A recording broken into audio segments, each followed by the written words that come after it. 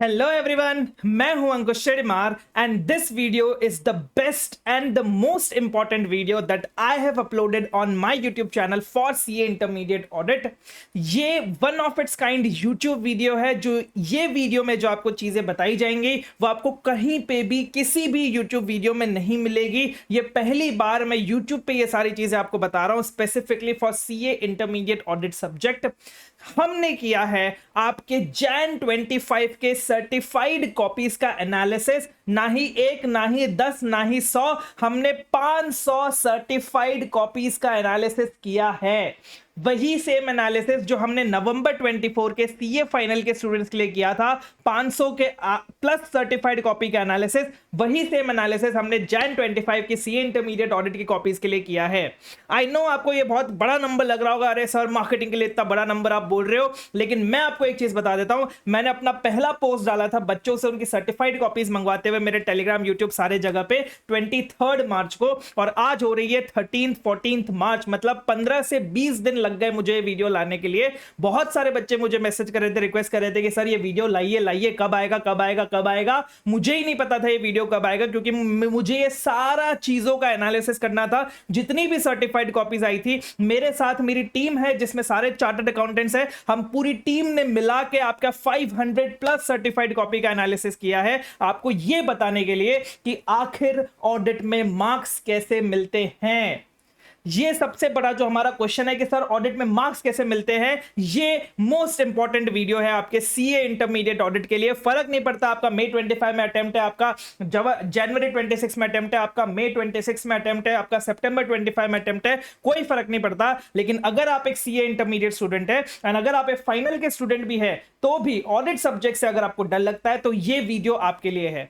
आपने अभी तक ऑडिट की कितनी भी प्रिपरेशन कर ली हो, मैंने जो आपको 100% डिटेल्ड रिवीजन वीडियोस दिए हैं, मैंने आपकी कॉन्सेप्ट बुक, क्वेश्चन बैंक, आप मेरा मटेरियल फॉलो कर रहे हो या फिर आप किसी भी और फैकल्टी का मटेरियल फॉलो कर रहे हो, कितनी भी प्रिपरेशन आपने कर ली हो, लेकिन वो प्रिपरेशन धरी की धरी रह जाएगी अगर आपने ये वीडियो नहीं देखा तो। क्योंकि इस वीडियो में मैं आपको बताने वाला हूं कि सर सिर्फ प्रिपरेशन करने से कुछ नहीं होता, उस प्रिपरेशन को इंप्लीमेंटेशन में लाना इज द मेन थिंग। उस प्रिपरेशन को आपके 3 घंटे में ऐसे दिखाना जैसा आईसीएआई को चाहिए, ये एक बहुत बड़ी बात होती है, और ये मैं आपको इस वीडियो में सिखाने वाला हूं। सर वो लोग बोलते हैं कि सर आईसीएआई मार्क्स कैसे देता है, नहीं पता चल रहा, आईसीएआई कहां मार्क्स काट रहा है, क्या आईसीएआई अल्टरनेटिव आंसर्स के मार्क्स देता है, क्या हमारी कॉमन मिस्टेक्स है, कॉमन ब्लंडर्स है, हमें 4 मार्क के लिए कितना बड़ा आंसर लिखना चाहिए, क्या अल्टरनेटिव के मार्क्स मिलते हैं कितने, क्या सर वो सच में हमें कीवर्ड्स लिखने पे मार्क्स मिल जाएंगे, क्या हमें 100% एग्जैक्ट लिखना पड़ेगा आईसीएआई का। सर हमें नहीं समझ आ रहा ऑडिट कैसे होता है, ऑडिट का जो हवा बना हुआ है कि सर ऑडिट एकदम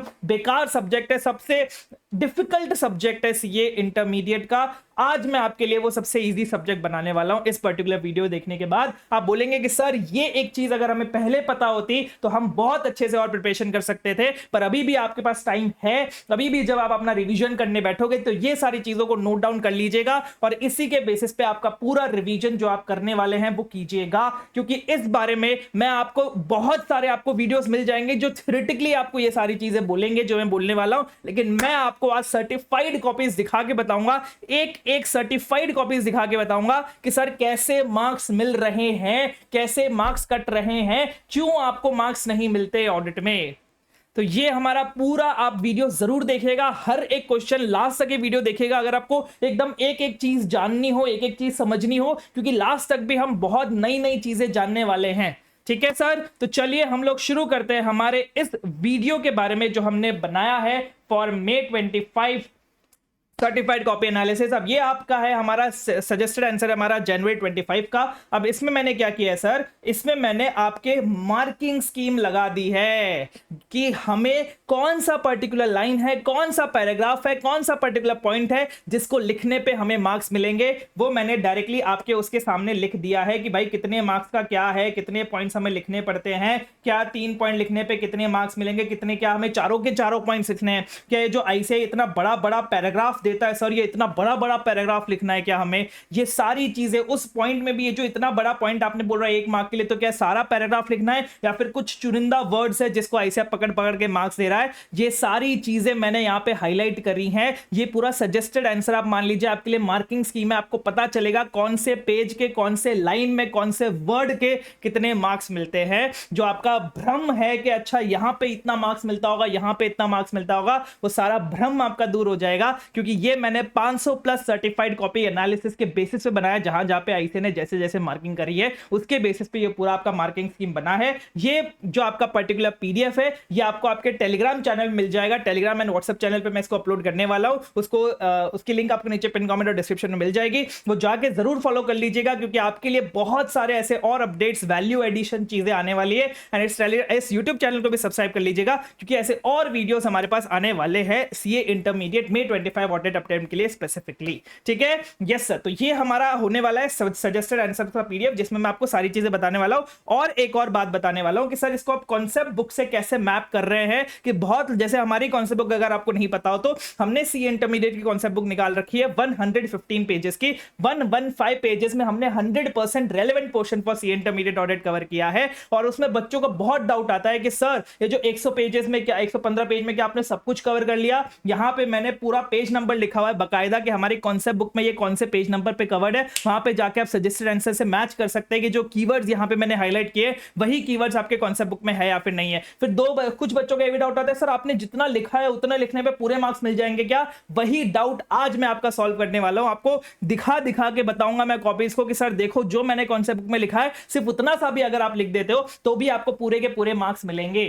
पहली चीज ये। नेक्स्ट मैंने क्या किया है सर, नेक्स्ट मैंने आपके लिए एक पीडीएफ बना दिया। ये 55 पेजेस का पूरा पीडीएफ है। इसमें मैंने क्या किया है, इसमें अगर कोई भी पर्टिकुलर क्वेश्चन के लिए किसी बच्चे को फुल मार्क्स मिले या फिर अप्रोक्सीमेटली फुल मार्क्स मिले तो वो मैंने कंपाइल करके आपको दे दिया है। जो जो पर्टिकुलर क्वेश्चन के हमें मिले वो, कुछ बच्चों के अगर कोई डिस्क्रिपेंसी आ रही है, कहीं पे किसी ने कुछ ज्यादा लिख दिया, कम लिख दिया कि मार्क्स नहीं मिल रहे, बच्चे बोल रहे कि सर ये वाला आंसर तो मेरा सही था, बच्चों के हिसाब से सही था, लेकिन ऐसे ने मार्क्स नहीं दिए तो क्यों नहीं दिए, ये सारा जो डिस्कशन है आपका ये हम करने वाले हैं क्वेश्चन वाइज इस पर्टिकुलर पूरे वीडियो में। हो सकता है कि ये वीडियो थोड़ा सा लंबा बने, लेकिन ये वीडियो आपके लिए बहुत ज्यादा रेलेवेंट है, क्योंकि इसमें वो बातें बताई गई हैं जो आपको कहीं से पता नहीं चलेंगी।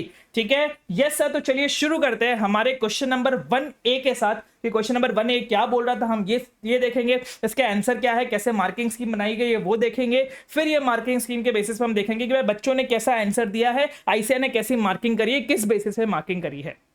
ठीक है, यस सर। तो बेसिकली हमारा पहला क्वेश्चन तो सिंपल सा था, ये बोल रहा था कि भाई बताओ डिजिटल डेटाबेस हमें बनाना है कि नहीं बनाना है, एंड क्या जो प्रोसीजर्स हमने सीएपी ने प्लान किए हैं वो एज पर एसए 300 है या फिर नहीं है। मैं ज्यादा क्वेश्चन और आंसर का डिस्कशन नहीं करूंगा, लेकिन हाँ ऊपर से मैं आपको बता देता हूँ क्या क्या पूछा गया था। अब यहाँ पे आईसीए ने क्या मार्क्स दिया, सबसे पहले स्ट्रैटेजी की बात कर रहे थे कि भाई स्ट्रैटेजी हमें बनानी है कि नहीं बनानी, स्ट्रैटेजी के हिसाब से किया है कि नहीं किया है। यहाँ पे आईसीए ने 1 मार्क दिया है आपकी स्ट्रैटेजी का ये डेफिनेशन लिखने के लिए, बाकी इन सबके कुछ भी मार्क्स नहीं है। सिर्फ 1 मार्क्स है आपकी स्ट्रैटेजी की डेफिनेशन लिखने के लिए, दूसरा मार्क्स है आपके स्ट्रैटेजी के कैरेक्टरिस्टिक्स लिखने के लिए, मतलब फैक्टर्स लिखने के लिए। जब आप फैक्टर्स क्या होते हैं, जब हम स्ट्रैटेजी बना रहे होते हैं तो उसके क्या फैक्टर्स होते हैं, ये आपका 1 मार्क है एक छोटा सा लिखने के लिए।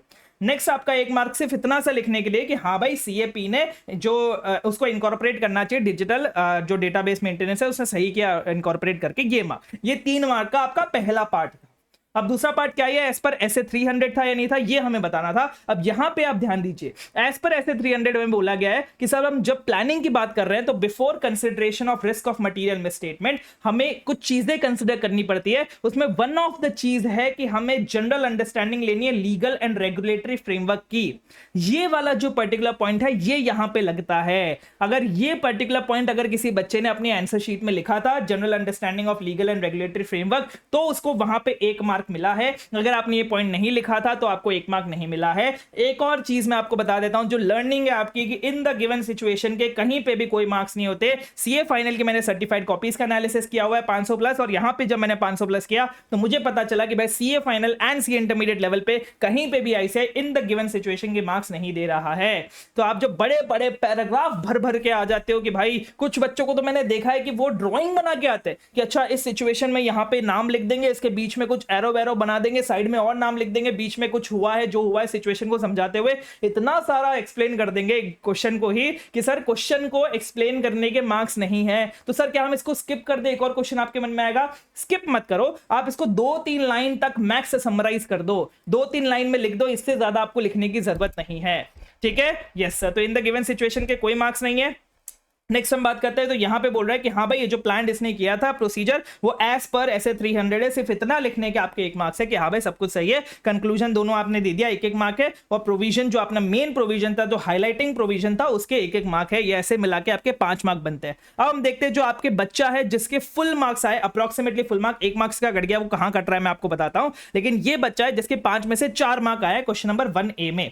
क्या बोल रहा है सर ये, इसने पहले ओवरऑल ऑडिट स्ट्रेटेजी की डेफिनेशन बना दी, यहां पे देखिए टिक मिल गया इसको।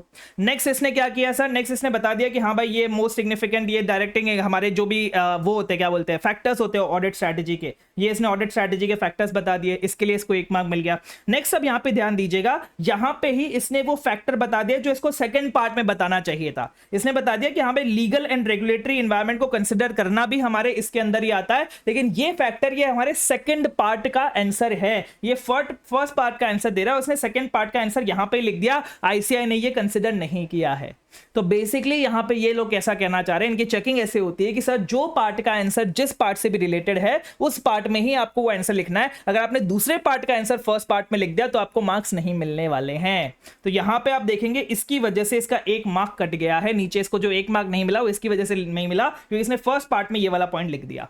नेक्स्ट क्या बोल रहा है सर, नेक्स्ट इसने बस लिख दिया, क्या लिखा सर, ये रहा कि भाई जो है सीएपी सब कुछ सही कर रहा है, एकदम सही है, बिल्कुल कोई दिक्कत वाली बात नहीं है। यहां पे टिक मार के इसको 3 मार्क मिल गए, फर्स्ट स्टेप के 3 मार्क थे, 3 मार्क मिल गए, सेकंड स्टेप के 2 मार्क थे क्योंकि 1 पॉइंट उसने ऊपर लिख दिया था तो 1 मार्क वहां पे कट गया। और लास्ट में बस इतना लिखने के कि हाँ भाई जो भी है इन लाइन विद ऐसे 300 है, इसको टिक करके 1 मार्क दे दिया गया, 5 में से 4 मार्क मिल गए।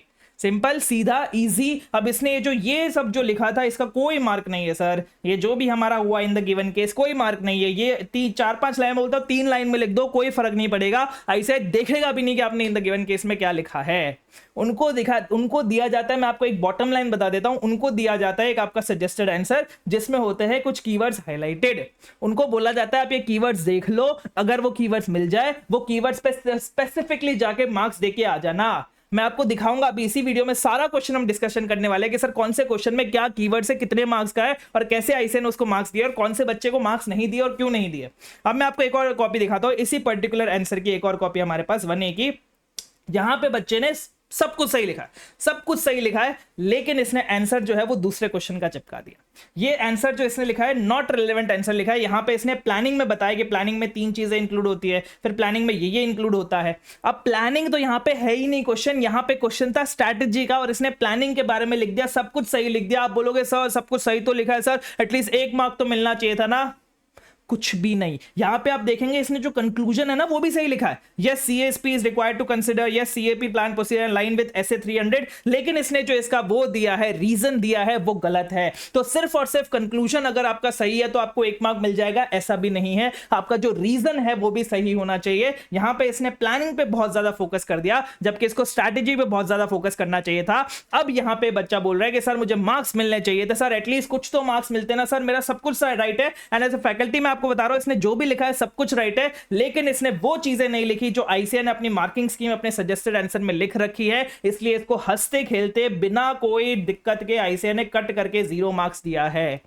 मतलब ये बोल रहा है आईसीआई कि सर मेरे जो सजेस्टेड आंसर में है अगर तुम वो लिखोगे तो तुम्हें मार्क्स मिलेंगे और इसके अलावा तुम कुछ भी लिख दो हमें फर्क नहीं पड़ता है, हम हंसते खेलते एकदम शान के साथ तुम्हें 0 मार्क्स देके जाएंगे। ये तुम्हारा 11th-12th बीकॉम एग्जाम नहीं है, ये एक प्रोफेशनल एग्जाम है, ये तुम्हें समझना पड़ेगा। नेक्स्ट क्या बोल रहा है सर, 1B की बात कर लेते हैं। 1B में क्या है सर हमारा, 1B में अगर आप देखेंगे तो 1B में हमारा क्वेश्चन था कि सर वो सेगमेंट इंफॉर्मेशन के बारे में पूरी डिटेल उन्होंने मांगी थी। तो एक हमारा मार्क था कि भाई understanding the method used by management, सिर्फ इतने एक पॉइंट के एक मार्क्स मिल रहे हैं। अंडरस्टैंडिंग द मेथड ये वाला जो आप एक बार मैं चीज बताना भूल गया, ये वाला आप देख सकते हैं हमारे कॉन्सेप्ट बुक में 1.14 पेज नंबर पे दिया हुआ है, अगर आप चाहे तो जाके देख भी सकते हैं, आपको मिल जाएगा ये वाला। नेक्स्ट ये बोल रहा है sir understanding methods used by the management, फिर क्या करना है, परफॉर्म करना है एनालिटिकल प्रोसीजर्स, कि भाई क्या एनालिटिकल प्रोसीजर्स हुए थे। ये 2 पॉइंट लिखने के आपके 2 मार्क है, बाकी ये इतना बड़ा लिखने के कोई मार्क्स नहीं है, 0% मार्क्स है, 0। और इसी में अपन अपना टाइम वेस्ट करते हैं। नेक्स्ट ये आपके 4 पॉइंट्स है कि सर अपना सेगमेंट इन्फॉर्मेशन में हम क्या क्या चीजें कैसे चेक करेंगे, तो ये 4 पॉइंट्स में से अगर आप 3 पॉइंट लिख देते तो आपके 3 मार्क मिल जाते, ऐसे करके आपके 5 मार्क बनते हैं। यही सेम चीज अगर मैं आपको एक बार अपने फुल जो अपने एक बच्चा है जिसके फुल मार्क्स आया 1B में उसमें दिखाता हूं। यहाँ पे आप देखिए ये है obtaining understanding of method used by the management. यहाँ पे एक टिक है, यहाँ पे इन्होंने वो टिक दिख नहीं रहा है बट एक टिक है, वहां पे इसको 1 मार्क मिला। ये वाला तो अपने सजेस्टेड आंसर में है ही नहीं। और दूसरा है यहाँ पे carry out analytical procedure and other audit procedure, इसका यहाँ पे 2 मार्क मिला है। फर्स्ट स्टेप का मैं आपको दिखा देता हूं, फर्स्ट स्टेप का यहाँ पे 2 मार्क है। नेक्स्ट इसको मिले सेकंड स्टेप में 3 मार्क। 3 मार्क कैसे मिला, यहाँ पे आप देखिएगा कि भाई शेयर ट्रांसफर चार्जेस हो गया, allocation of assets and cost हो गया, कंपैरिजन विद एक्चुअल बजट्स हो गया, ये सारी चीजें हो गई। ये सारी चीजें इसने लिखी हैं, ये 3 पॉइंट इसने लिखे हैं, जो 3 पॉइंट आपके थोड़े बहुत कीवर्ड से मैच करते हैं, तो इसको 3 मार्क दे दिया। आप देखेंगे चौथा पॉइंट तो इसका कुछ मैच ही नहीं कर रहा। ये तो बोल रहा है whether entity is consistent in applying accounting policies. यहाँ पे ऐसा कोई कंसिस्टेंट वाला कोई पॉइंट नहीं है भाई, यहाँ पे कंसिस्टेंसी विद प्रायर पीरियड है, यहाँ पे अकाउंटिंग पॉलिसी की बात हो रही है जो इसने लिखा है। तो ये पॉइंट आपका बिल्कुल भी मैच नहीं कर रहा। फिर भी आईसीए ने यहां पे ऐसा नहीं कट करके इसके 1 मार्क कम कर दिया हो। आईसीए को चाहिए कि भाई तुम बस 2 पॉइंट ऊपर वाले लिख दो, जो तुमने 2 पॉइंट लिख दिए यहां पे, और फिर तुम 3 पॉइंट मुझे दे दो, कोई भी 3 पॉइंट दे दो। उसके बाद में तुम कितना ही गलत लिख दो हमें फर्क नहीं पड़ता है, उसके पहले भी तुम कितना ही लिख दो हमें फर्क नहीं पड़ता है, ये भी तुम कितना ही लिख दो हमें फर्क नहीं पड़ता है। हमें फर्क पड़ता है जहां पे हमें मार्क्स देने हैं, हमें फर्क पड़ता है कि तुमने ये लिखा है और यहां पे एटलीस्ट 4 में से 3 पॉइंट तुमने सही लिखे हैं। बाकी तुम कितना ही गलत लिख दो, कितना ही अंट शंट लिख दो, हमें फर्क नहीं पड़ेगा। अगर तुमने ये 3 पॉइंट नहीं लिखे और बाकी सब कुछ भी लिख दिया तो हम 0 मार्क्स देके जाएंगे। सिंपल आईसीए का फॉर्मूला है ये कि वो कीवर्ड्स बेस्ड मार्किंग कर रहा है, वो टेक्निकल वर्ड्स बेस्ड मार्किंग कर रहा है। मैं नीचे आपको और दिखाऊंगा कॉपीज जहां पे सिर्फ एक कीवर्ड लिखने पे आईसीए ने पूरे 1 मार्क दिए हैं। आप वो भी रुक जाइए, ये भी मैं आपको दिखाता हूं। और ये मैं आपको अपनी कॉन्सेप्ट बुक से भी दिखा देता हूं कि आपको अगर भरोसा हो जाएगा कि सर हमने सारे वर्ड सारे कीवर्ड्स हमारी कॉन्सेप्ट बुक में कवर कर रखे हैं। यहां पे आप देखेंगे ये सेगमेंट इन्फॉर्मेशन वाला है, मैं अलग से आपके लिए निकाल के लाया हूं पूरी कॉन्सेप्ट बुक ताकि टाइम वेस्ट ना हो। ये obtaining understanding of methods used by the management, और दूसरा हमारा है परफॉर्मिंग एनालिटिकल प्रोसीजर्स और अदर ऑडिट प्रोसीजर्स। नेक्स्ट ये एग्जांपल ऑफ मैटर्स में हमने sales and transfer charges, comparison with other, consistency with prior period, allocation of assets, ये पूरा हमने कवर किया है जो आपको 5 में से 5 मार्क दिला के जाता।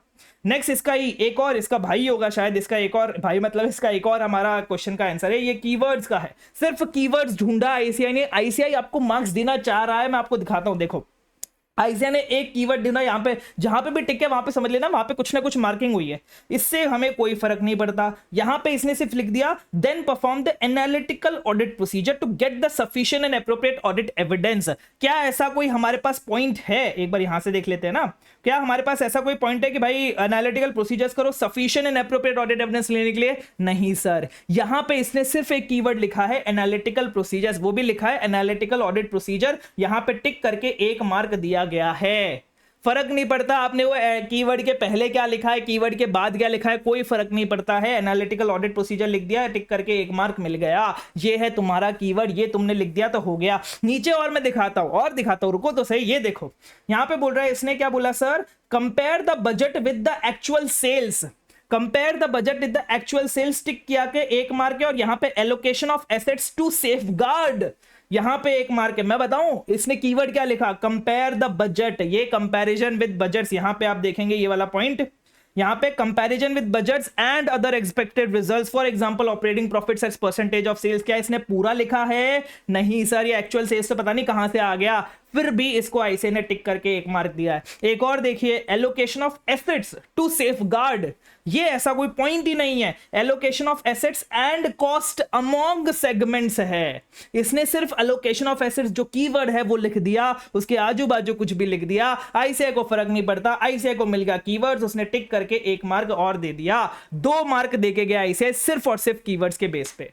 तो आईसीआई आपको ढूंढ ढूंढ के मार्क्स देना चाह रहा है, लेकिन आप मार्क्स ले नहीं पा रहे। मैं आपको और एग्जांपल दिखाऊंगा जहां पे आपने लिखा बहुत बढ़िया है लेकिन कीवर्ड्स मिस कर दिए। ये देखिए यहां पे आप एग्जांपल, कोई भी कीवर्ड नहीं लिखा है, इस बंदे ने बहुत बढ़िया लिखा है। एक तो पहली बात तो मैं आपको हैंडराइटिंग के लिए भी बोलना चाहूंगा कि सर आई नो ये प्रोफेशनल एग्जाम है, लेकिन अगर आपकी ऐसी हैंडराइटिंग, अगर आपका ऐसा प्रेजेंटेशन है तो भाई बहुत दिक्कत में हो आप अगर आपकी हैंडराइटिंग खराब है तो आपको एटलीस्ट अपनी हैंडराइटिंग थोड़ी सी सुधारनी पड़ेगी ताकि एग्जामिनर को समझ में आए। ये आपको समझना पड़ेगा, एग्जामिनर को समझाना बहुत ज्यादा इंपॉर्टेंट है। एंड दूसरी चीज, अगर आपकी हैंडराइटिंग खराब है तो प्लीज पैराग्राफ फॉर्म में मत लिखिए आंसर, प्लीज पैराग्राफ फॉर्म में मत लिखिए, बुलेट पॉइंट्स में लिखिए यार, थोड़ा तो प्रेजेंटेशन अच्छे से करिए। क्या है ऐसे पढ़ने में, आप खुद ही सोचो, अगर आप एग्जामिनर हो, आपके पास इतना टाइम ही नहीं है एक कॉपी को देने का, तो क्या आप ये पूरा पढ़ पाओगे अपना जो भी आपका, अगर किसी स्टूडेंट ने सारा कुछ लिखा होगा तो? अगर आपकी हैंडराइटिंग खराब है या फिर आपकी हैंडराइटिंग जैसी भी है, किसी जो भी आप हो, आपको पैराग्राफ फॉर्म में कभी भी आंसर नहीं लिखना है,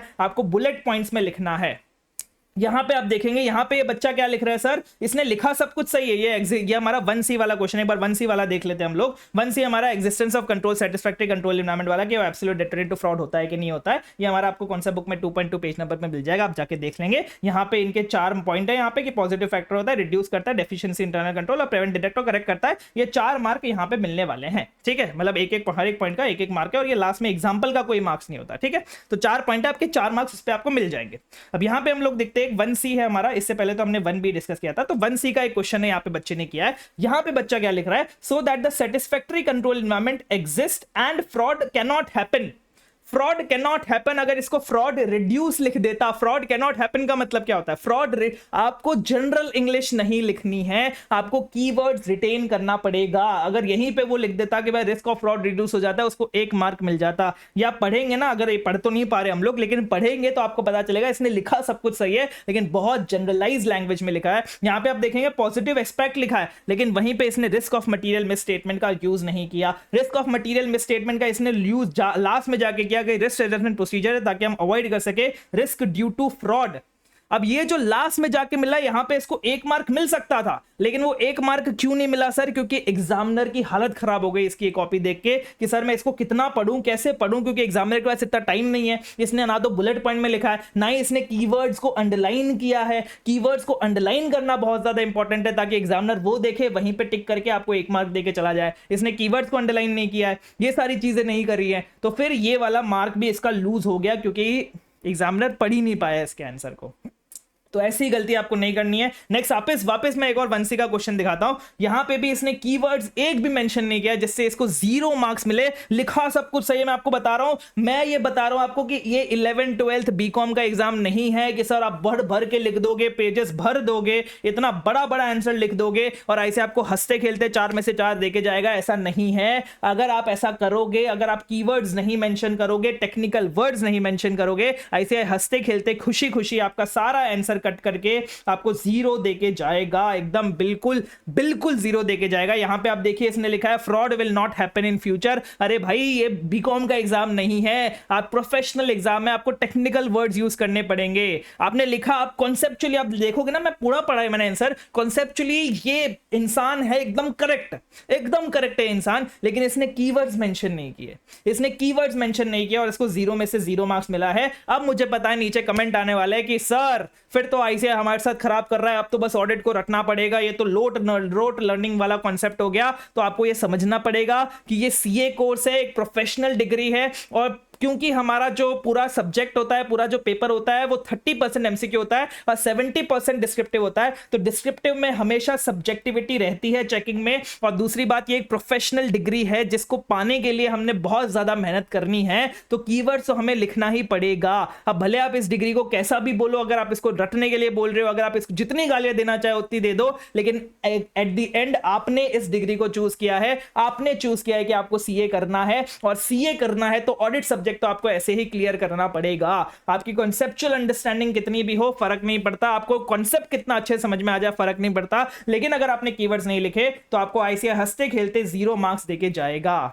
यही सारी चीजें मैं आपको, ये देखिए एक और है। अब इसमें क्या किया इस बंदे ने, आपको ओवर स्मार्ट भी नहीं बनना है यार, आइज़ैक को सब पता है कि आप कैसे ओवर स्मार्ट बनते हो, क्या करते हो। अब यहां पे इसने 2 मार्क्स इसको यहां पे मिल सकते थे। क्या किया इसने, सर पॉजिटिव फैक्टर है, रिस्क ऑफ मटेरियल मिसस्टेटमेंट के लिए पहला मार्क, दूसरा कैन नॉट प्रिवेंट डिटेक्ट और करेक्ट, ये वाला भी दूसरा मार्क, ये 2 मार्क इसको मिल जाते थे। लेकिन इसने क्या बोला सर कि सर अगर आपको प्रिवेंशन डिटेक्शन करेक्शन करना है फ्रॉड का, तो कंट्रोल एनवायरनमेंट को हम कंसीडर कर सकते हैं विद एप्रोप्रिएट कंट्रोल, कि कंट्रोल एनवायरनमेंट को कंट्रोल के साथ कंसीडर करके हम फ्रॉड को प्रिवेंट डिटेक्ट करे कर सकते हैं। मतलब पहले ये बोल रहा है नहीं कर सकते, अब बोल रहा है ये कर सकते हैं। आईसीआई ने सीधा लिख दिया, ये आईसीआई का कमेंट है, मेरा कमेंट नहीं है, आईसीआई का कमेंट है वेग आंसर। यहाँ पे इसको 2 मार्क मिल सकते थे, लेकिन इसने ये एक लाइन ऐड कर दी जिसकी वजह से इसको 2 मार्क नहीं मिले। तो आपको ऐसे डेढ़ शानी भी नहीं बननी है, डेढ़ शाना भी नहीं बनना है। जो आंसर पूछा जाए, जितना क्वेश्चन पूछा जाए उतना आपको लिखना है, नहीं तो ऐसे अटेम्प्ट करके, ऐसे कमेंट करके आपको सारा काट के 0 मार्क्स देके जाएगा। ठीक है, आईसीआई भी आपसे ज्यादा चालाक है। अगर आप चालाक हो तो आईसीआई आपसे ज्यादा चालाक है। ये था हमारा 1C का। नेक्स्ट हम डिस्कशन करते हैं 2A का। 2A की बात कर लेते हैं। यहां पे बेसिकली हमें डिफरेंस पूछा गया था historical financial information and prospective financial information के बीच में, जिसमें पहले हमें बताना था कि भाई हिस्टोरिकल पास्ट होता है, फ्यूचर प्रोस्पेक्टिव फ्यूचर में होता है, historical rooted in past events होते हैं, फ्यूचर इवेंट्स के बारे में होता है। यहाँ पे प्रोस्पेक्टिव फाइनेंशियल स्टेटमेंट्स में फिर हमें प्रोस्पेक्टिव फाइनेंशियल स्टेटमेंट्स की सारी बात करनी थी। यहाँ पे मैनेजमेंट अजम्पशंस जो है प्रोस्पेक्टिव अनरीजनेबल नहीं होते, हमें देखना होता है। Nothing has come to attention practitioner, ये वाला हमें ओपिनियन बनाना होता है, यहाँ पे 1 मार्क है। फिर सिर्फ 1 मार्क आईसीआई का इसमें दिया है आईसीआई ने कि मॉडरेट लेवल ऑफ एश्योरेंस अगर जहां पे भी लिख दिया आपने, आईसीआई ने ढूंढ के वहां पे आपको 1 मार्क दिया है सिर्फ मॉडरेट लेवल ऑफ एश्योरेंस लिखने के लिए। और ये सिर्फ एक छोटी बेसिक सी चीज अगर आपने पढ़ी होती तो ये बहुत सारे बच्चों ने मॉडरेट लेवल ऑफ एश्योरेंस ही नहीं लिखा है, जिसने उन्होंने 1 मार्क लूज कर दिए।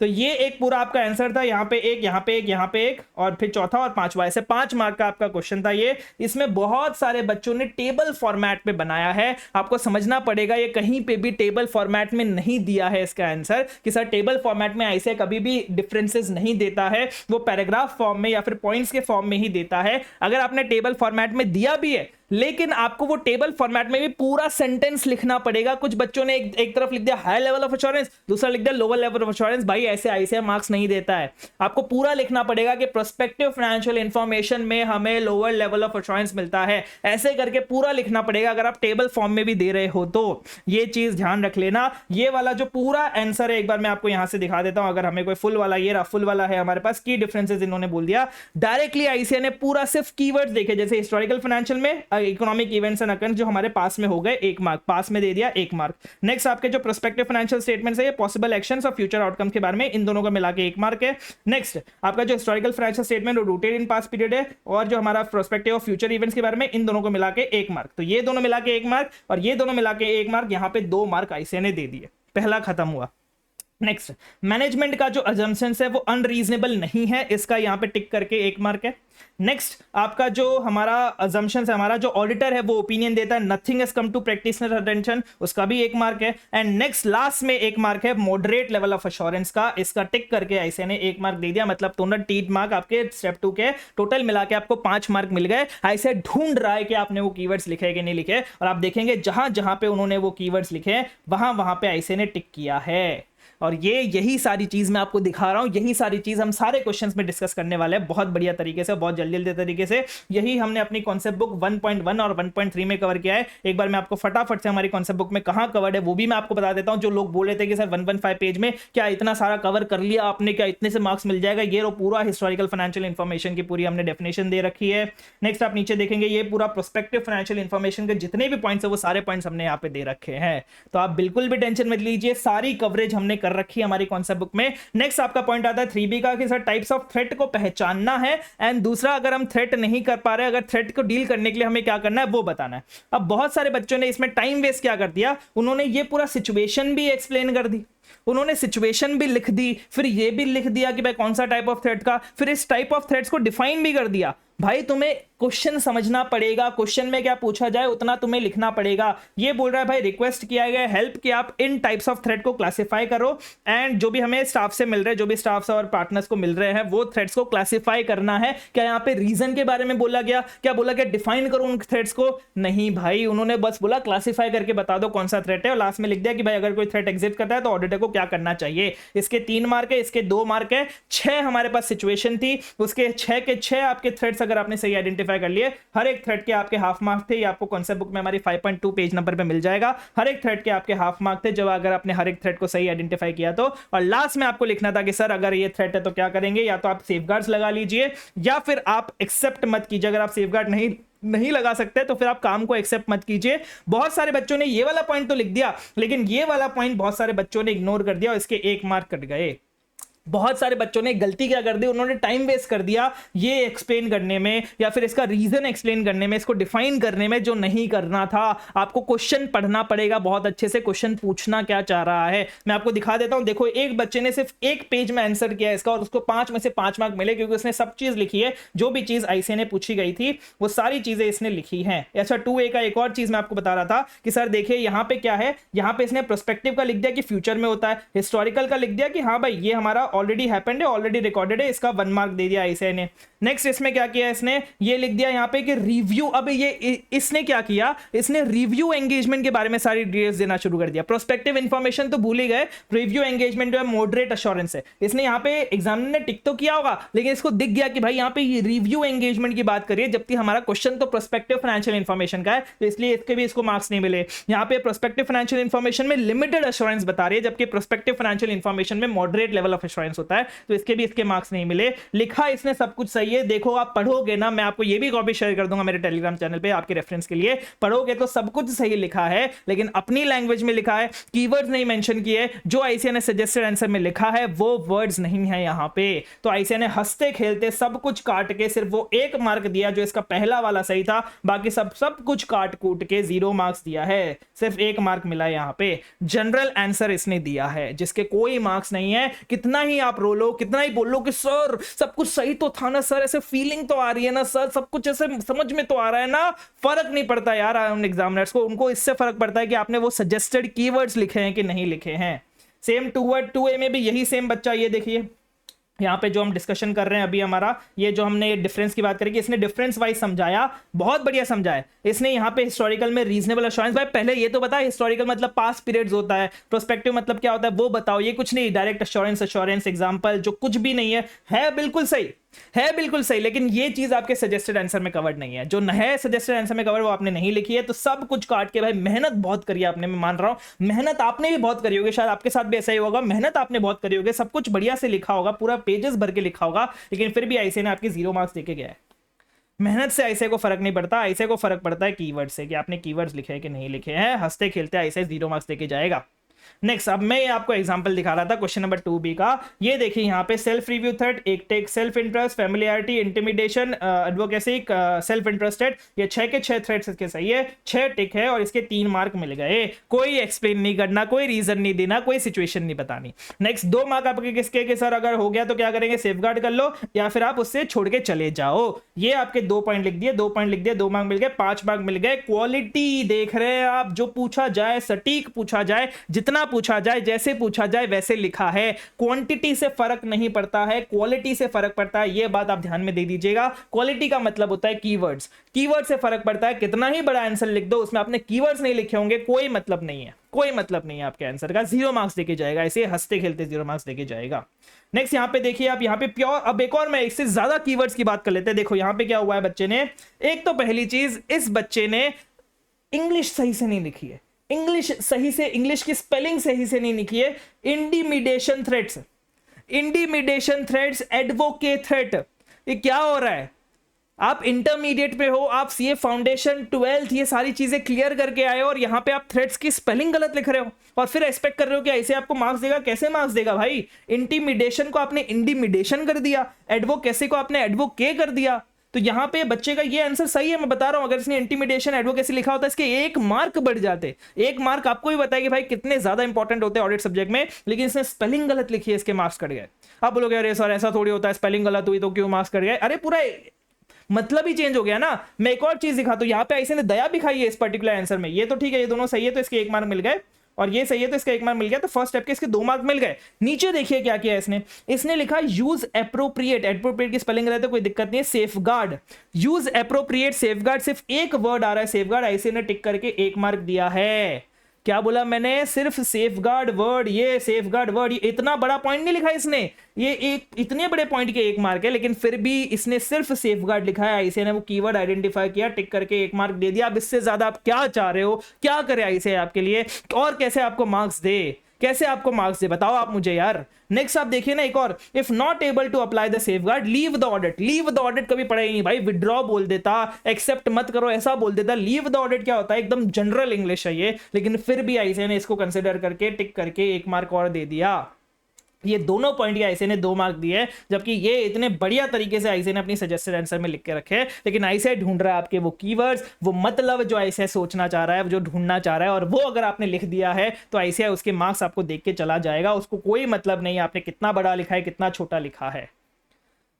नेक्स्ट हम बात कर लेते हैं, नेक्स्ट क्वेश्चन 2C की बात कर लेते हैं। यहाँ पे ये 2C हमारा बेसिकली सफिशिएंसी की बात कर रहे थे कि सफिशिएंसी का मतलब क्या होता है, क्वांटिटी। अगर आपने क्वांटिटी वर्ड लिख दिया तो आपको 1 मार्क मिल जाएंगे। फिर वो सफिशिएंसी किस पे डिपेंड करती है, materiality, risk of material misstatement, size of population. लेकिन आपने सिर्फ हेडिंग लिख दी तो 0 मार्क्स है, हेडिंग के कोई मार्क्स नहीं। अगर आपने सोचा कि अच्छा मैं सिर्फ 3 हेडिंग लिख के आ जाऊंगा तो मुझे मार्क्स मिल जाएंगे, कोई मार्क्स नहीं, आपको अंदर का लिखना पड़ेगा तो ही आपको वो 1-1 मार्क्स मिलेगा। ये बात ध्यान रखना, ऐसा नहीं होता कि हाफ मार्क हेडिंग का है, हाफ मार्क अंदर का है। ये बीकॉम 11-12 नहीं है, ठीक है। तो यही सेम चीज आप देख लीजिएगा। एक और मैं आपको कॉपी दिखा देता हूं, ये है 2C, यहां पे इसने लिख दिया कि हाँ भाई ये है। नेक्स्ट इसने लिख दिया, यहां पे आप देखिएगा इसको तो एक्स्ट्रा मार्क मिला है। क्यों एक्स्ट्रा मिला है, क्योंकि यहां पे इसने सफिशिएंट का मतलब क्वांटिटी होता है ये मेंशन नहीं किया। ये जो इसने मेंशन किया ऑडिट एविडेंस की डेफिनेशन, वो तो आपके सजेस्टेड आंसर में कहीं है ही नहीं। फिर भी ऐसे ने इसको 1 मार्क एक्स्ट्रा दे दिया कि हाँ भाई चलो ठीक है बच्चा जाने देते हैं वैसा करके। और यहाँ पे इसने फैक्टर्स मेंशन किया, फैक्टर्स पे इसने टिक भी नहीं लगाया भाई एग्जामिनर ने। उसको मतलब ही नहीं तुम फैक्टर्स लिखो ना लिखो, मुझे तो मतलब है तुम अंदर क्या लिख के आ रहे हो। तो अंदर के माल पे इसने टिक करके, जो रिस्क असेसमेंट है उसके मार्क पे टिक करके, जो साइज ऑफ पॉपुलेशन उसके माल पे टिक करके पूरे के पूरे इसको अब देखेंगे। फर्स्ट मार्क तो हमारा वो क्वांटिटी लिखने के लिए, 3 मार्क फैक्टर्स लिखने के लिए, 4 मार्क दे दिया। अब आईसीआई को फर्क नहीं पड़ता, आईसीआई का पूरा मतलब हो गया। आईसीआई को फैक्ट्स ऑफ द केस से मतलब नहीं, फर्क नहीं पड़ता, एनालिसिस से फर्क नहीं पड़ता, कंक्लूजन से फर्क नहीं पड़ता, क्योंकि इसने ये क्वेश्चन में पूछा ही नहीं है। आईसीआई ने सिर्फ इतना पूछा है कि भाई बता दीजिए सफिशिएंसी आप कैसे चेक करेंगे। 3 फैक्टर्स है, 3 फैक्टर्स लिख दो बस खत्म। ये सब में टाइम वेस्ट करने का मतलब ही नहीं है। जितना पूछा जाए आईसीआई ने उतना आपको लिख के आना है। एक और चीज, अगर आप ज्यादा लिख देंगे तो मार्क्स कट जाएंगे, ऐसा भी नहीं है। अगर आप ज्यादा लिख देंगे तो मार्क्स कटेंगे, ऐसा नहीं है। लेकिन अगर आपने कम लिखा है, जितना आईसीआई ने सोचा था उससे कम लिखा है, तो आपके मार्क्स जरूर कटेंगे, ठीक है। ये बात आप ध्यान रख लीजिएगा। ये वाला जो पर्टिकुलर क्वेश्चन है आप देख लीजिएगा, हमारे कौन सा बुक में आपको 1.23 पेज नंबर पे मिल जाएगा। नेक्स्ट यहीं आप देखिए प्योर कीवर्ड्स की मैं बात कर रहा हूं, जहां पे सिर्फ कीवर्ड्स लिखने पे आईसीआई ने मार्क्स दिए। देखो यहाँ पे रिस्क ऑफ मटीरियल मिसस्टेटमेंट, सिर्फ एक रिस्क ऑफ मटीरियल मिसस्टेटमेंट पे टिक है।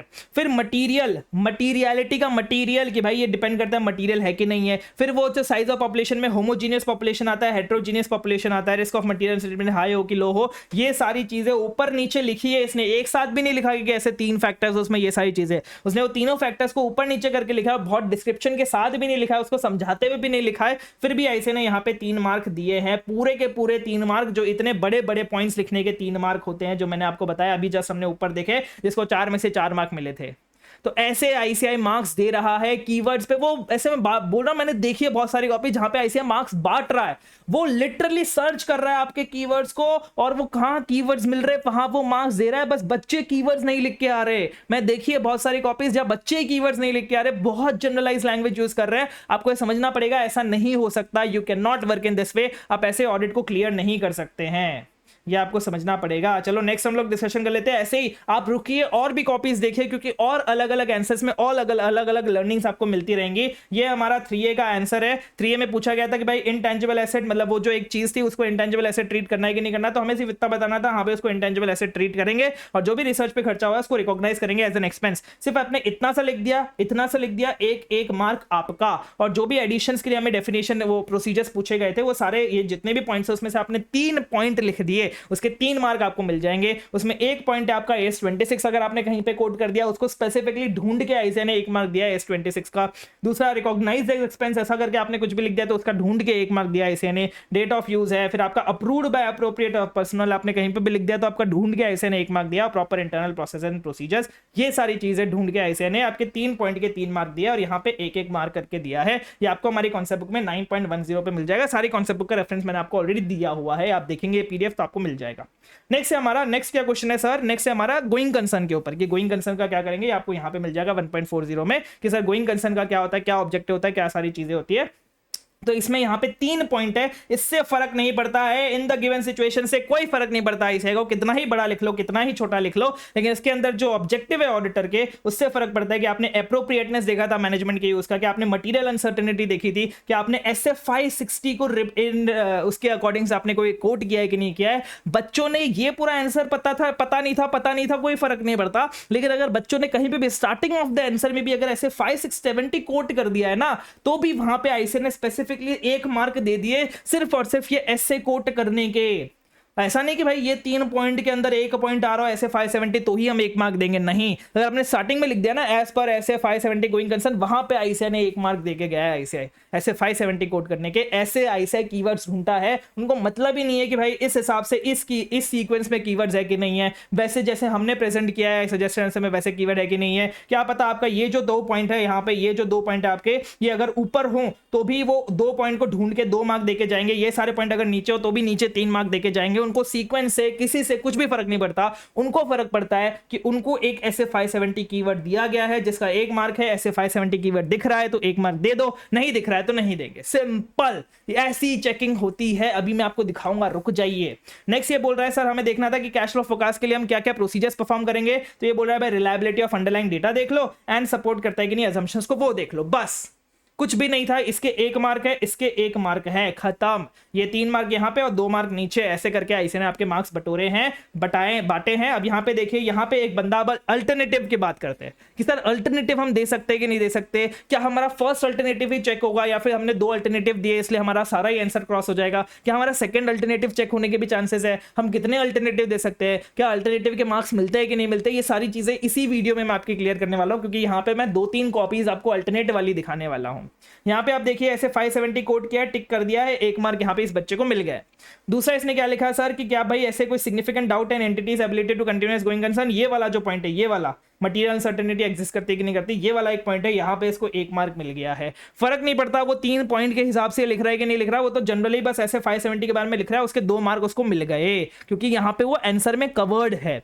1 पॉइंट जो है वो इसने कहीं नहीं लिखा है, appropriateness of management use of going concern, यहाँ पे आप पढ़ेंगे इसने सब कुछ सही लिखा है, लेकिन वो 1 पॉइंट जो हमने यहाँ पे डिस्कस किया, management assessment use of going concern, appropriateness of management use of going concern, उसके यहाँ पे इसके 1 मार्क कट गए हैं। स्टेप 1 में वैसे 3 मार्क मिलते हैं, लेकिन 2 मार्क मिले हैं। सब कुछ सही है, पढ़ेंगे तो आपको पता चलेगा सब कुछ सही है, लेकिन इसने वो तीसरा जो हमारा कीवर्ड है वो नहीं लिखा है, जिसके इसको मार्क्स नहीं मिले हैं, 1 मार्क कट गया। नेक्स्ट वो प्रोसीजर्स की बात कर लेते हैं। प्रोसीजर्स में क्या है सर, ये आपने क्या लिख दिया, ये आपने क्या लिख दिया, कोई फर्क नहीं पड़ता। 2 प्रोसीजर लिख दिया, reliability of data and assumptions जो है वो सही है, सपोर्ट करते हैं, तो ये 2 पॉइंट टिक करके 2 मार्क देके आपको 5 में से 4 मार्क मिल गए, क्योंकि आपने एक वर्ड नहीं, मतलब वो जो हमारे management assessment use of going concern था वो आपने नहीं लिखा, तो आपके मार्क्स नहीं मिले। भले ही आपने कितना ही बड़ा लिख दिया, भले ही आपको सब कुछ क्यों ना आता हो, लेकिन आपने कीवर्ड नहीं लिखा है तो आपको मार्क्स नहीं मिले हैं। नेक्स्ट अब आते हैं अल्टरनेटिवली की बात। अब इसने बंदे ने क्या किया, ये जो कैश फ्लो फोरकास्ट के लिए जो प्रोसीजर्स पूछे गए थे, एक तो ये लिख दिए जो ऐसे 570 में, और एक अलग से खुद से लिख दिया कि जो दूसरे और प्रोसीजर्स भी हो सकते हैं। आईसीआई ने क्या किया, इसको क्रॉस कर दिया।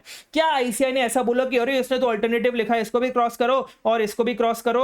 नहीं भाई नहीं, आईसीआई को फर्क नहीं पड़ता कि आप एक्स्ट्रा कितना लिख के आ रहे हैं। आईसीआई को इतना फर्क पड़ता है कि भाई जो आपने लिखा है, जो मेरे सजेस्टेड आंसर में है, वो कीवर्ड आपने लिखा है कि नहीं लिखा है, कहां भी लिखा है, को भी लिखा है, मेरे को फर्क नहीं पड़ता। यहां पे तुमने कीवर्ड लिख दिया, तुम्हें मार्क्स मिल गए 5 में से 4। इससे आईसीआई को फर्क ही नहीं पड़ रहा कि अच्छा तुमने अल्टरनेटिव भी लिखा था, अच्छा वो अल्टरनेटिव गलत है तो मैं तुम्हें गलत मार्क्स दे दूंगा। नहीं भाई, कोई फर्क नहीं पड़ता, इसकी चेकिंग ही नहीं हुई क्योंकि गलत था। ठीक है, अब मैं एक और दिखाऊंगा जिसमें सेकंड अल्टरनेटिव पे भी मार्क्स मिल रहे हैं। ये तो आप बोलेंगे ना सर ये तो अल्टरनेटिव था, सेकंड अल्टरनेटिव था, तो फर्स्ट अल्टरनेटिव चेक कर लिया, सेकंड नहीं चेक किया। मैं सेकंड चेक किया है, वो भी आपको कॉपी दिखाने वाला हूं, थोड़ी देर आप रुकिए। नेक्स्ट आप देखेंगे ये हमारा 3C, चलो ठीक है डिस्कशन कर लेंगे अपन 3C का। ये 3B आपको CB में 1.40 पे दिख जाएगा। नेक्स्ट ये हमारा ये पूरा गोइंग कंसर्न, वो जो हमारा डिस्क्लेमर ऑफ ओपिनियन दे रहे थे, basis of disclaimer of opinion अपने को देना पड़ता है कि भाई इसको हेडिंग चेंज कर दो, यहाँ पे आप डिस्कशन ऑफ मैटर जो राइट्स टू मॉडिफिकेशन दे रहा है वो दे दो, और इसमें आपको रेफरेंस नहीं इंक्लूड करना है कोई भी और सेक्शन का, और ना ही आपको ये बताना है कि sufficient and appropriate audit evidence मिला था कि नहीं मिला था। तो ये पूरा एक पैराग्राफ देने के आपके 2 मार्क है, और ये एक एक पॉइंट का 1-1 मार्क है, जो आपको हमारे कॉन्सेप्ट बुक 1.52 पेज नंबर पे मिल जाएगा, जो मैं आपको एक बार दिखा भी देता हूं कि भाई दिखाना बहुत जरूरी है, क्योंकि तभी आपको पता चलेगा, तभी आप विश्वास करोगे कि हमने सारी चीजें कवर कर रखी है। ये तो ये रहा कि भाई पहले तो आपको अमेंड करना पड़ता है बेसिस फॉर ओपिनियन को basis for disclaimer of opinion में, एंड दूसरा कि आप डिस्क्लेमर ऑफ ओपिनियन दे रहे हो तो आपको स्टेटमेंट जो है sufficient and appropriate audit evidence वाली वो आपको इंक्लूड नहीं करनी है, एंड दूसरा ऑडिटर्स रिस्पांसिबिलिटी का रेफरेंस भी नहीं देना है। बस इतना सा लिखने के आपके 2 मार्क थे, और ऊपर वाला लिखने के 2 मार्क थे, टोटल आपके 4 मार्क थे। चलिए अब देखते हैं आप बच्चे ने क्या किया है। ये एक फुल मार्क्स वाला बच्चा है, इसने बता दिया कि हाँ भाई डिस्क्लेमर ऑफ ओपिनियन देना पड़ता है। दूसरा इसने बता दिया कि देखो भाई बेसिस फॉर ओपिनियन को चेंज करके हमें basis for disclaimer of opinion वाला सेक्शन देना पड़ेगा। तो यहां पे आईसीआई ने स्टेप 1, स्टेप 2 उसने पहले लिखा है, यहां पे आप देखेंगे स्टेप 2 इसने पहले लिखा है, ये स्टेप 2 है जिसके आईसीआई ने पहले 2 मार्क्स दे दिए। फिर आईसीआई ने स्टेप 1 चेक कर लिया कि भाई एक तो यहां से आ गया, यहां पे आप देखेंगे इसका इसका मतलब होता है कि भाई वो दोनों मार्क्स मिला के दे रहा है वो। एक यहाँ पे आप देखेंगे अमेंड करना है बेसिक, और कौन सी हेडिंग डालनी है, basis for disclaimer of opinion, तो ये हमारा स्टेप 1 है, इसके 2 मार्क्स मिल गए। दूसरा, यहाँ पे इसने 2 पॉइंट लिख दिए, क्या 2 पॉइंट लिख दिए कि भाई रेफरेंस जो है वो हटाना है, क्या इंक्लूड नहीं करना है, रेफरेंस हटाना है, ऑडिटर रिस्पांसिबिलिटी और sufficient and appropriate audit evidence हटाना है, ये 2 मार्क मिलकर खत्म। ये आपने क्या लिखा है कोई फर्क नहीं पड़ता, ये आपने क्या लिखा है, ये आपने क्या लिखा है कोई फर्क नहीं पड़ता, जितना बोला जाए उतना लिख के आओ। ज्यादा लिखोगे मार्क्स नहीं मिलेंगे, कम लिखोगे मार्क्स कटेंगे। तो ये 4 में से 4 मार्क इस बच्चे को मिल गए। नेक्स्ट हम लोग देखते हैं हमारा क्वेश्चन नंबर 4A क्या बोल रहा है सर। क्वेश्चन नंबर 4A ये बोल रहा है सर हमें कि हमारा जो इंटरनल ऑडिटर है क्या हम उसको यूज कर सकते थे, क्या हम उसके काम पे रिलाय कर सकते थे, क्या उसका काम अगर बाद में गड़बड़ आया तो हमें क्या करना था। तो यहां पे सिर्फ इतना बताना था हमें कि भाई मैनेजमेंट पार्टनर करेक्ट नहीं है, सिर्फ इतना वर्ड अगर आपने मेंशन कर दिया होता कि भाई करेक्ट नहीं है तो उसके ऐसे 1 मार्क देके जाता, मैं आपको बताता हूं। और दूसरा, अगर आपने ये मेंशन कर दिया होता कि भाई हमारा काम उससे रिड्यूस नहीं होता है, अगर हम दूसरे का उसके काम को यूज कर रहे हैं तो उसका आपका 1 और मार्क मिलता। सिर्फ ये लिखने के, इन द गिवन सिचुएशन लिखने के कोई मार्क्स नहीं थे, ये लिखने के आपको 2 मार्क्स मिलते, और बाकी इसमें से 3 पॉइंट अगर आप लिख देते कि भाई कब हमें क्या क्या चीजें कंसीडर करनी चाहिए उसके काम को कंसीडर करने से पहले, तो उस 3 पॉइंट में से आपको 3 मार्क्स मिलके जाते। ऐसे पॉइंट्स आई से, और इसमें भी मैंने पर्टिकुलर पॉइंट्स आपके हाईलाइट कर रखे हैं कि ये एक वर्ड ऑब्जेक्टिविटी मैं आपको दिखाऊंगा अभी। ऑब्जेक्टिविटी सिर्फ किसी ने मेंशन किया, ये पूरा मेंशन किया ही नहीं है, फिर भी उसको 1 मार्क दे के गया है आईसीएआई। आपको ये दिखा रहा हूं मैं, आपसे बोलना एक होता है और मैं आपको दिखा रहा हूं, और इसी के बेसिस पे हमने पूरा एनालिसिस करके हमारा मटेरियल बनाया 115 पेजेस में। और आप बोलते हैं कि सर मार्क्स मिलते हैं कि नहीं मिलते। लो मैं आपको दिखाता हूं, अभी क्या अभी दिखाता हूं, रुकिए पहले मैं आपको मेरी कॉन्सेप्ट बुक दिखा देता हूं कि देखिए हमने कैसे कवर किया हमारी कॉन्सेप्ट बुक में 115 पेजेस में पूरा का पूरा। ये देखिए यहाँ पे हमने बता दिया कि भाई ये whether the work of can be use कर सकते हैं कि नहीं कर सकते, अगर एडुकेट पर्पस से क्या डीएसआर कर सकते हैं, क्या उसकी objectivity, competence, systematic and disciplined approach, ये सारी चीजें हमने लिख दी। अब आंसर देखते हैं। अब बच्चों ने क्या लिखा है वो मैं बताता हूं, जिसका फुल मार्क्स आया। क्या लिखा है सर, फुल मार्क्स आया क्या लिखा है सर। पहले तो इसने लिख दिया कि भाई हमारा यूज ऑफ कर सकते हैं कि नहीं कर सकते, सब टाइम पास वाली चीज है, ये कोई फर्क नहीं पड़ता। यहाँ पे लिखा है नदिन हमारा ऑडिटर जो है वो रिड्यूस, एक्सटर्नल ऑडिटर का काम रिड्यूस नहीं होता अगर हम इंटरनल ऑडिटर का काम यूज करते हैं, इसके 1 मार्क हो गए। एक्सटर्नल स्टैट्यूटरी ऑडिटर की सोल रिस्पॉन्सिबिलिटी होती है फाइनेंशियल स्टेटमेंट्स पे, ये दोनों मिला के इसके 1 मार्क हो गए। नेक्स्ट इसने लिख दिया कि external auditor can not held internal auditor liable, की भाई इंटरनल ऑडिटर को नहीं बोल सकता, इसलिए ये करेक्ट नहीं है। तो ये सब मिला के इसके फर्स्ट पॉइंट के फर्स्ट स्टेप के इसके 2 मार्क मिल गए, जो भी हमने बोला था उतना उसने लिख दिया, तो 2 मार्क मिल गए। नेक्स्ट इसके जो 3 पॉइंट्स है, यहां पे आप देखिए 3 पॉइंट्स कि भाई इंटरनल ऑडिटर का ऑब्जेक्टिविटी सपोर्ट करता है क्या, कॉम्पिटेंस सपोर्ट करता है, सिस्टमैटिक और डिसिप्लिन अप्रोच, 3 टिक करके 3 पॉइंट यहां पे दे दिए, टोटल 5 आउट ऑफ 5 आ गए। ये तो पूरा एकदम परफेक्ट आंसर लिखा था। अब मैं आपको दिखाता हूं कीवर्ड्स वाले। ये तो देखिए आप एक चीज और ध्यान रखिएगा, कीवर्ड्स आपको अंडरलाइन करने हैं, कीवर्ड्स आपको अंडरलाइन करके आने हैं, आपको एग्जामिनर को दिखा के आना है कि ये देखो मैंने कीवर्ड्स लिखा है, आप मुझे मार्क्स दो। ये देखिए यहाँ पे प्योर कीवर्ड्स की बारी आती है, सिर्फ not correct, auditor is not correct in making the statement, internal auditor is responsible, not correct, यहाँ पे टिक करके 1 मार्क दिया गया है। और यहाँ पे आप देखिए कॉम्पिटेंस एंड ऑब्जेक्टिव, सिर्फ ये 2 वर्ड मेंशन किए हैं, कॉम्पेटिबिलिटी, ऑब्जेक्टिविटी की जगह ऑब्जेक्टिव मेंशन किया है, फिर भी यहाँ पे टिक टिक करके 2 मार्क दिए गए हैं। समझ रहे हो, कीवर्ड्स कीवर्ड्स कीवर्ड्स, यही सारी चीजें आप, मैं और नीचे बहुत ज्यादा, ये बहुत बड़ा वीडियो हो जाएगा, 45 मिनट्स का तो ऑलरेडी हो ही गया है ये पूरा, और मैं आपको बताता, लेकिन ठीक है बहुत बड़ा वीडियो हो गया। यहाँ पे आप देखेंगे मैंने अपनी कॉन्सेप्ट बुक का रेफरेंस दे रखा है और मार्किंग स्कीम बता रखी है कि सर कौन से पॉइंट्स पे कितने कितने मार्क्स मिल रहे हैं, कैसे कैसे मार्क्स मिल रहे हैं, तो आप वो देख लीजिएगा कौन सा पॉइंट लिखने में, उस पर्टिकुलर पॉइंट में भी कौन से वर्ड्स लिखने पे मार्क्स मिल रहे हैं, ये सारी चीजें आप चेक कर लीजिएगा। इसमें भी आप ये भी ध्यान रखिएगा कि ये जो सिर्फ हेडिंग लिखने के आपको कभी मार्क्स नहीं मिलेंगे, अगर आप हेडिंग के अंदर का कंटेंट लिखेंगे तो ही आपको पूरे मार्क्स मिलेंगे, हेडिंग लिखने के कभी भी ऐसे मार्क्स नहीं देता है। ये आपके 12th या फिर 11th 12th बीकॉम के एग्जाम्स नहीं है, यहाँ पे 5 में से कोई भी 5 पॉइंट लिख के आते तो आपको 5 मार्क मिलते हैं, और ये भी हमारी कॉन्सेप्ट बुक में कवर्ड है 1.11 पे। ये मोस्ट अनएक्सपेक्टेड क्वेश्चन था आपके जनवरी 25 का, सर 5 मार्क के लिए टीसीडब्ल्यूजी की डेफिनेशन पूछ ली, और वो भी हमारी कॉन्सेप्ट बुक में कवर्ड है, पूरे 5 मार्क के लिए कवर्ड है। अब बताइए आपको इससे ज्यादा क्या चाहिए 115 पेजेस में, इससे बढ़िया कंटेंट आपको कैसे मिलेगा, मटेरियल आपको कैसे मिलेगा। यहाँ पे बोला गया था कोऑपरेटिव सोसाइटी कहाँ इन्वेस्ट कर सकता है कहाँ नहीं कर सकता, ये भी हमारा कवर्ड है पूरा, 3 पॉइंट्स इसके और 1 मार्क इसका है। नेक्स्ट हम आपको दिखाते हैं कि सर ये आपका 5 आउट ऑफ 5 मार्क्स का है, मतलब बेसिकली 5 कोई भी पॉइंट लिख देंगे तो आपको 5 मार्क आ जाएंगे, ये भी हमारा 8.9 पे मिल जाएगा आपको। ये हमारा ऐसे 710 का है कि सर रेफर करना है, इसका 1 मार्क है, ये करना है, इसका 1 मार्क है, ये और ये कोई मार्क नहीं, इन द गिवन केस का कोई मार्क नहीं है। फर्दर आगे क्या होगा कोई मार्क नहीं है, लेकिन ये 3 पॉइंट स्पेसिफिकली सिर्फ छोटे छोटे पॉइंट्स के लिए एक एक मार्क दिया है आईसीएआई ने आपकी सजेस्टेड कॉपी में, एक एक मार्क दिया। और यहाँ पे आपने सही आइडेंटिफाई कर लिया, उसको थोड़ा सा एक्सप्लेन कर दिया तो 2 मार्क मिल गए। यहाँ पे सही आइडेंटिफाई कर लिया, थोड़ा सा एक्सप्लेन कर दिया तो 2 मार्क मिल गए।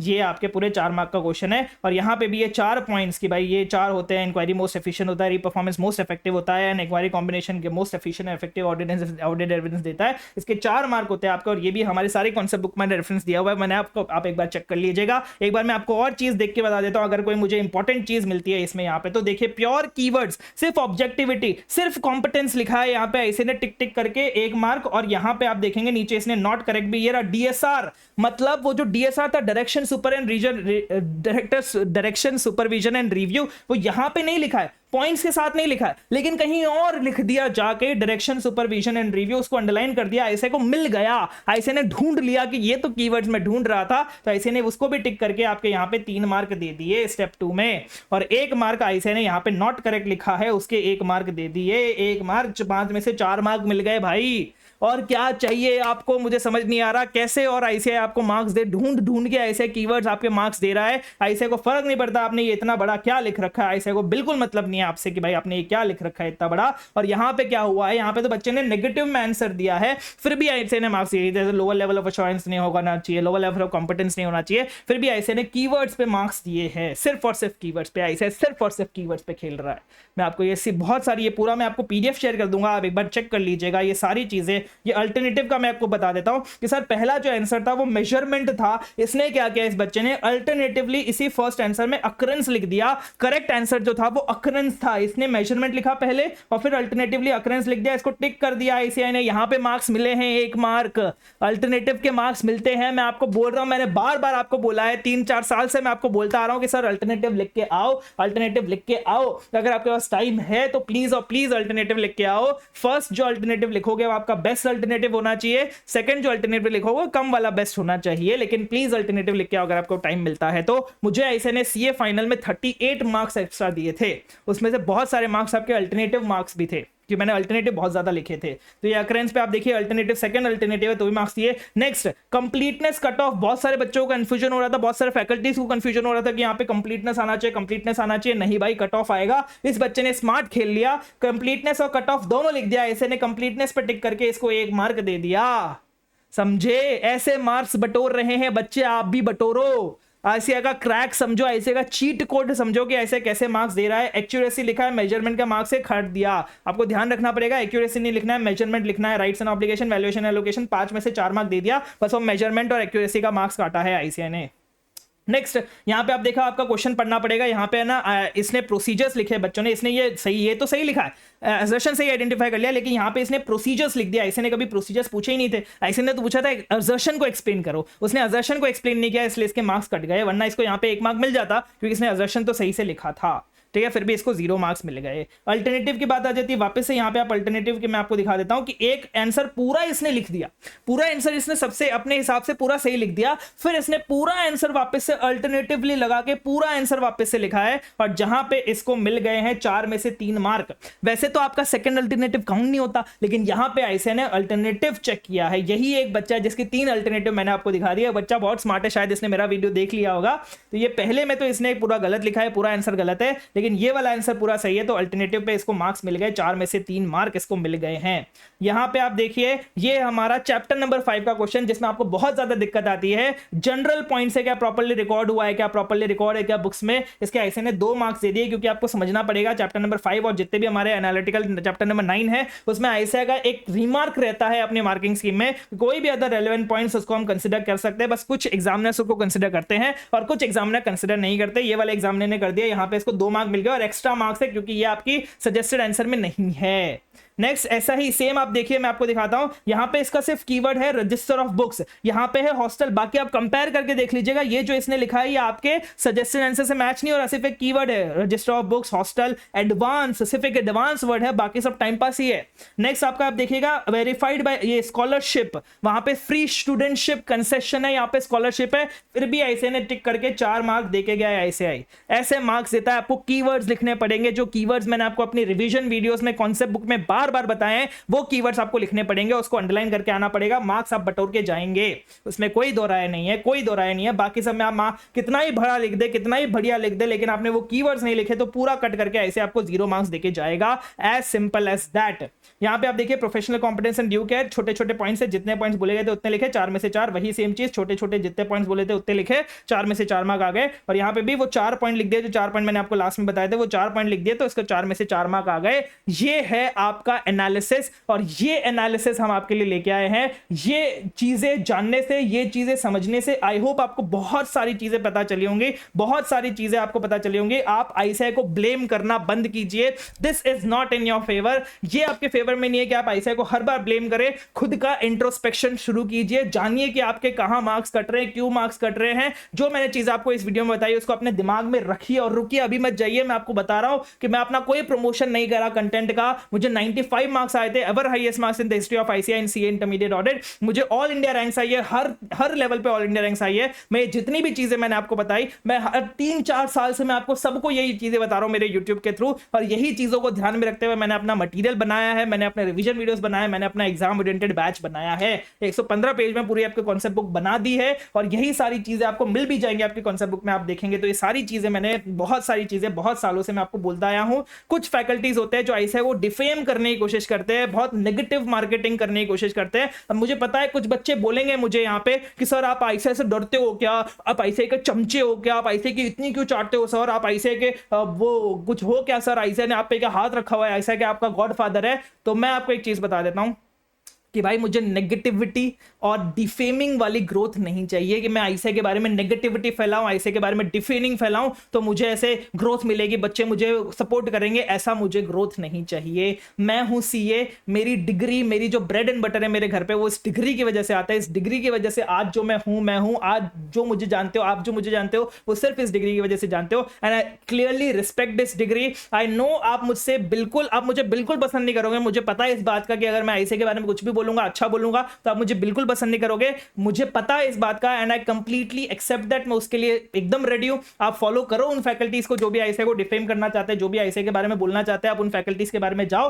लेकिन मेरा एक फोकस, मेरा सिर्फ और सिर्फ यही फोकस है कि मैं आपको बताऊं आपकी मिस्टेक कहां हो रही है, क्योंकि इंस्टीट्यूट को सुधारना हमारा काम नहीं है, हमारा काम है खुद को सुधारना। जो हमारे हाथ में नहीं है उसके लिए रोना, उसको बोलना हमारे लिए कुछ मायने, कुछ ऐसा बोलते हैं ना, कुछ फ्रूटफुल नहीं होगा, कुछ वैल्यूएबल नहीं होगा कंपेयर टू कि सर हम अपना बेस्ट दे, हमें पता है कि हम क्या कर सकते हैं, हमें पता है कि हमें कीवर्ड्स अंडरलाइन करने हैं, हमें पता है कि पॉइंट वाइज आंसर लिखने हैं, तो वो हम लिख के आए, बस वहां पे हमारा काम खत्म हो गया। वहां पे भगवान का काम शुरू होता है, वहां पे उसको पास करवाना है आपको। अगर आपने मेहनत की होगी, अगर आप डिजर्व करते होगे और आपने कीवर्ड्स लिखे होंगे, तो ये आपको समझना पड़ेगा कि आईसीआई को ब्लेम करना बंद कीजिए। आईसीआई को ब्लेम करने से आपको कुछ भी नहीं मिलने वाला, आपका एग्जाम में कुछ भी भला नहीं होने वाला, कंपेयर टू कि आप अगर ये सारी चीजों का ध्यान रखें जो मैंने आपको बताई है। और मैं आपको बताता हूं कि सर ये ऐसा नहीं है कि मैंने जो आपको अभी सिर्फ चीजें बताई सिर्फ वही चीजें थी कि अच्छा मैं बता रहा हूं, मैंने जो 500 प्लस सर्टिफाइड कॉपी एनालाइज करी तो मुझे 90% ये डिस्क्रिपेंसी मिली, जहां पे स्टूडेंट्स को लगता था कि उन्हें मार्क्स मिलने चाहिए थे, लेकिन आईसीआई ने मार्क्स नहीं दिए। वो मैंने आपको दिखा दिया कि अरे भाई कहां से मिलेंगे मार्क्स, जितने देने चाहिए थे उससे ज्यादा मार्क्स आपको आईसीआई ने दिए।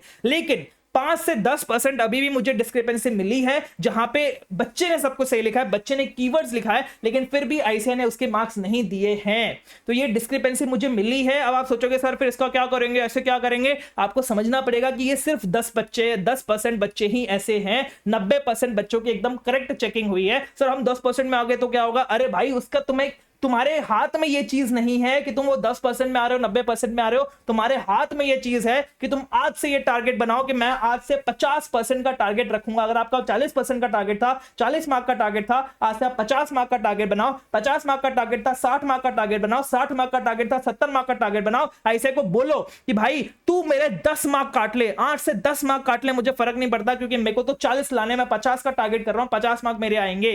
तो 8 से 10 मार्क काट ले, मेरे 40 फिर भी आएंगे, ऐसा तुम्हें रखना पड़ेगा अपना। अब आईसीआई एग्जाम आ गया है, अब ये सब करने का टाइम नहीं है। अरे मैं क्या होगा, ये तो आईसीआई लोड लर्निंग कर रहा है, अरे यार तो यहाँ तो कीवर्ड रटना पड़ेगा। अरे भाई ऐसा ही है और ये आपको करना पड़ेगा। अगर आपको क्लियर करना है ऑडिट तो आपको यही करना पड़ेगा। और ये चीज नहीं पता है बच्चों को। मैंने 500 प्लस कॉपी एनालाइज करी, मुझे पता चला बच्चे यहाँ पे 11th 12th बीकॉम के आंसर्स लिख के आ रहे हैं। इतना पेज भर भर के आंसर लिख रहे हैं ना, खतरनाक। मतलब देख के ऐसा हो गया यार, 1 मार्क तो दे देता है यार आईसीआई। लेकिन आईसीआई प्रोफेशनल बॉडी है, वो सिर्फ आपको प्रोफेशनल लैंग्वेज लिखने के मार्क्स देता है, वो प्रोफेशनल कीवर्ड लिखने के मार्क्स देता है। ये आपको चीज समझनी पड़ेगी, ये आपको चीज समझनी पड़ेगी। ऐसे में आपको 2-3 कॉपीज और दिखा सकता हूं जहां पे आईसीआई की गलती है। जहां पे भी आईसीआई की गलती होगी मैं उसको टारगेट करूंगा, बहुत अच्छे से टारगेट करूंगा। ये मैं 2-3 कॉपी और आपको दिखा देता हूं। लेकिन एक बात ध्यान रखिएगा, इन कॉपी से आपका कोई फायदा नहीं होने वाला। आप देखिए यहां पे, आप देखिए 2 हमें जो कीवर्ड्स बोले थे, 2 हमें जो प्रोसीजर्स बोले थे कैश फ्लो के लिए, वो 2 प्रोसीजर्स यहां पे लिखे गए। डेटा हमारा रिलायबल होना चाहिए एंड दूसरा अजम्पशन सपोर्टेड होना चाहिए। यहां पे इसको 2 मार्क नहीं मिले जो 2 मार्क मिलने चाहिए थे आइडियली, अगर हम कीवर्ड्स के बेसिस पे मार्किंग कर रहे हैं। अगर हम बाकी बच्चों को एक-एक कीवर्ड लिखने के एक मार्क दे रहे हैं तो इस बच्चे को भी हमें 2 मार्क्स देने चाहिए थे।